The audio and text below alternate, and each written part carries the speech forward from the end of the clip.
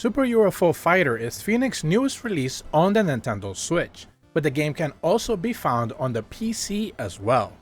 This arcade-inspired 1v1 battler brings sharp pixel art and an extremely colorful set of visuals to pin players against one another for supremacy. For starters, it offers a single-player campaign mode that, interestingly enough, has some wit and comedy attached to it. Essentially, Super UFO Fighter is the name of a rather popular interstellar game across the galaxy. Players from different planets gather to play it and claim glory.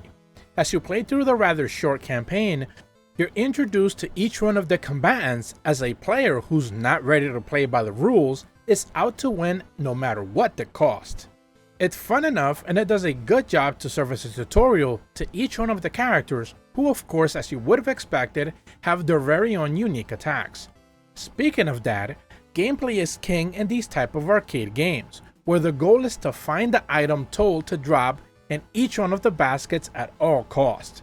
This includes making the perfect use of those unique attacks that I mentioned before, or even the tractor beams that either push or pull certain items.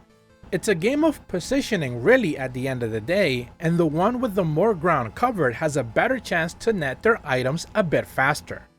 Now, the balls that drop in the middle of the screen are actually housing perhaps the item that you're being told to capture, but since they're essentially hidden, it's all about breaking them open to see what actually pops, all while maintaining the higher ground and getting those items back to your side of the screen a bit faster. Capsules come in several forms, like regular, special, and of course, target items, which are the ones that you're after.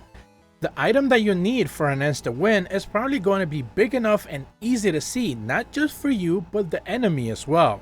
So this is where the real jousting begins.